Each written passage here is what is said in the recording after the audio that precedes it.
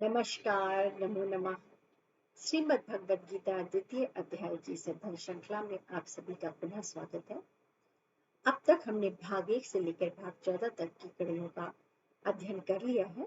आज भाग 15 में हम देखेंगे कि श्री कृष्ण किस प्रकार अर्जुन को कर्म योग और स्थित प्रज्ञ स्थिर बुद्धि वाले मनुष्य के विषय में कैसे समझा रहे हैं।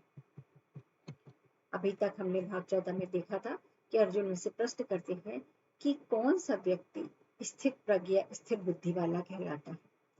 उसी को समझाते हुए श्री कृष्ण कहते हैं, यह सर्वत्रान भी स्नेह ततत प्राप्त शुभाशुभम नाभिनंदति ना द्वेष्टि तस्य प्रज्ञा प्रतिष्ठिता। अर्थात जो पुरुष सर्वत्र आसक्ति रहित हुआ यद रक्षा यानी प्रारब्धवश प्राप्त शुभ या अशुभ से ना तो प्रसन्न होता है और ना द्वेष करता है, उसकी बुद्धि स्थिर है। इससे पूर्व भी बताया था कि जो व्यक्ति अपने कर्मों को कर्तव्य मानकर उसके प्रति आसक्ति से रहित होकर अपने कर्तव्य कर्म को करता है और उसके परिणाम के विषय में चिंतित नहीं होता, अच्छा या बुरा जो भी उसे मिलता है उसे संभाव से स्वीकार कर लेता है, उसकी बुद्धि स्थिर मानी जाती है या वह स्थिर प्रज्ञ कहलाता है।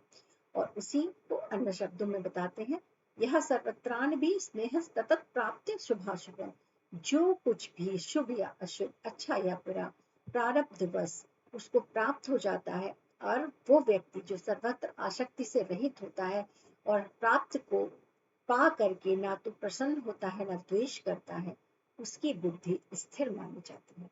ना अभिनंदती ना द्वेष्टि, ना तो अत्यधिक उसके अनुकूल परिणाम आने पर ना अत्यधिक प्रसन्न होता है और ना ही प्रतिकूल परिणाम आने पर द्वेष करता है, दुखी होता है।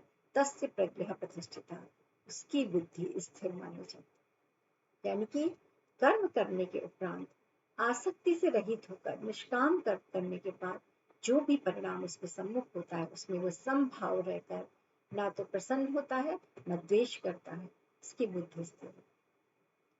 आगे कछुए के माध्यम से उदाहरण के माध्यम से समझाते हुए श्री कृष्ण कहते हैं, यदा संहर्ते चायम पूर्वो अंगनी सर्वशः इंद्रियाणि इंद्रियार्थे अभ्यस्त तस्य प्रज्ञा प्रतिष्ठित। जैसे कछुआ अपने अंगों को सब ओर से समेट लेता है, वैसे ही जब पुरुष इंद्रियों को इंद्रियों के विषय से सब प्रकार से हटा लेता है तब उसकी बुद्धि स्थिर है। हम सभी जानते हैं कि कछुआ अपने अंगों को अपने कवच के अंदर छुपा कर बैठ जाता है जैसे उसे कोई खतरा महसूस होता है।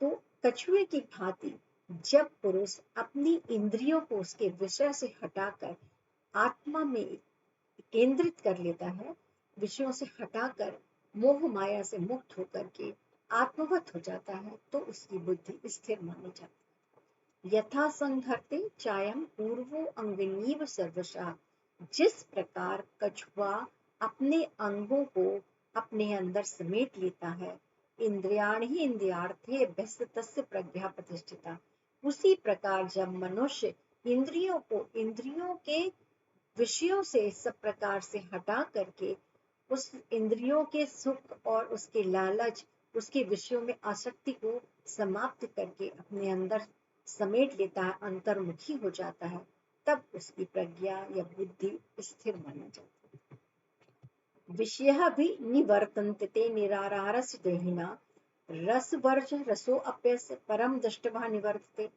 इंद्रियों द्वारा विषयों को ग्रहण न करने वाले पुरुष के भी विषय तो निवृत्त हो जाते हैं, परंतु उसमें रहने वाली आसक्ति निवृत्त नहीं होती।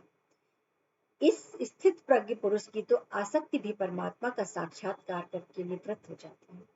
इंद्रियों को उसके विषय से हटाना बहुत आसान नहीं है, क्योंकि शरीर और आत्मा जो शरीर में निबद्ध होती है वो माया मोहवश स्वयं को शरीर मान लेती है और व्यक्ति स्वयं को शरीर मानता हुआ इंद्रियों और उसके विषय में आजीवन फंसा रहता है।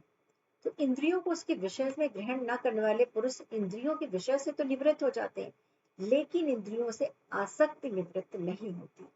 अर्थात जैसे अगर इन आंखों को अच्छा देखने का मनचाहा देखने का लोभ होता है, तो व्यक्ति अगर चाहे तो प्रयास के द्वारा उस चीज को रोक सकता है कि इंद्रियां जो देखना चाहती है, आंख जो देखना चाहती है वो ना देखे। लेकिन आसक्ति को नहीं रोक सकता। आसक्ति को रोकना प्रयत्न का काम है, ज्ञान का काम है, अभ्यास का काम है। तो श्री कृष्ण कहते हैं कि विषयों से ग्रहण करने वाले, न करने वाले पुरुष विषय से तो निवृत्त हो जाते हैं, लेकिन उसमें रहने वाली आसक्ति निवृत्त नहीं होती। इसके लिए बुद्धि का स्थिर होना, स्थित प्रज्ञ होना आवश्यक होता है।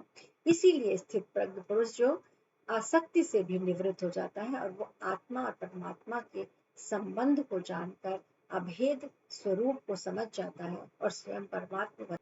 यततो ह्यपि कौन्तेय पुरुषस्य विपश्चितः इंद्रियाणि प्रमाथीनि हरन्ति प्रसभं मनः।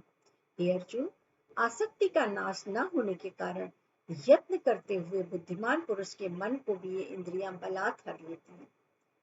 श्री कृष्ण कहते हैं कि अभ्यास की आवश्यकता है, क्योंकि हे अर्जुन, आसक्ति अगर जब तक नष्ट नहीं होती तब तक आप बलपूर्वक इंद्रियों को उसके विषय से कितना भी रोक लें, वो परिणामदायी नहीं होता है। आसक्ति का नाश न होने के कारण यत्न करते हुए बुद्धिमान पुरुष के मन को भी ये इंद्रियां बलात् हर लेती हैं, क्योंकि अब इन इंद्रियों के विषयों से आप बलपूर्वक कितनी देर रोक सकते हैं। थोड़े दिनों देर बाद, थोड़े समय बाद मन में इंद्रियों के जो भोग विलास है वो आकर्षित करने ही लगते हैं और पुरुष के मन को इंद्रियां बलात् हर लेती हैं। यततो ह्यपि कौन्तेय पुरुषस्य विपश्चितः, यानी कि आसक्ति का नाश न होने की स्थिति में यत्न करते हुए भी, हे अर्जुन, यत्न करते हुए भी बुद्धिमान पुरुष के मन को ये इंद्रियां बलपूर्वक हर लेती हैं। इसलिए स्थिर बुद्धि का होना आवश्यक है। इंद्रियों को उसके विषयों से रोकने के साथ साथ इंद्रियों और उसके विषयों की आसक्ति को रोकना भी आवश्यक है।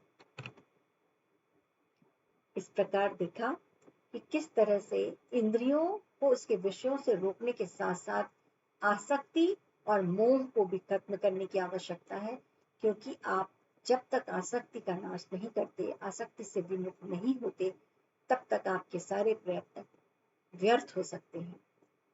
कुछ प्रश्न हो सकते हैं, किस प्रकार के व्यक्ति प्रारब्धवश प्राप्त शुभ अशुभ में निर्लिप्त रहते हैं? भी आगे के श्लोक में हम लोगों ने देखा था कि कह रहे हैं कि किस प्रकार के व्यक्ति जो है प्रारब्धवश प्राप्त शुभ और अशुभ से निर्लिप्त रहते हैं। तो कह रहे हैं कि जो पुरुष सर्वत्र आसक्ति से रहित रहता है, जो न शुभ से प्रसन्न होता है न अशुभ से द्वेष करता है, ऐसा व्यक्ति शुभ और अशुभ से निर्लिप्त रहता है। कछुए के उदाहरण द्वारा श्री कृष्ण अर्जुन को क्या समझाते हैं? कछुए के उदाहरण द्वारा श्री कृष्ण अर्जुन को यह समझाने का प्रयास करते हैं कि जिस प्रकार कछुआ अपने अंगों को अपने अंदर समेट लेता है, उसी प्रकार हमें इंद्रियों को उसके विषयों और आसक्ति से समेटना होगा, आत्ममुखी करना होगा, तभी हम स्थिर बुद्धि हो सकते हैं। विषयों में निवृत्त व्यक्ति और स्थित प्रज्ञ में क्या अंतर है? विषयों में निवृत्त व्यक्ति और स्थित प्रज्ञ में यह अंतर है कि विषयों से निवृत्त व्यक्ति इंद्रियों को उसके विषयों से बलात् रोकता है, जो कि एक सीमित समय के लिए प्रभावी हो सकता है, लेकिन स्थायी रूप से प्रभावी नहीं होता, क्योंकि उससे उसकी आसक्ति निवृत्त नहीं होती। और स्थित प्रज्ञ व्यक्ति इंद्रियों और से उसके विषयों से निर्लिप्त होकर के आसक्ति से भी रहित हो जाता है। यही स्थित प्रज्ञ और विषयों में निवृत्त व्यक्ति में अंतर है। इंद्रियाणि प्रमाथीनि हरन्ति प्रसभं मनः, इसका अर्थ स्पष्ट कीजिए।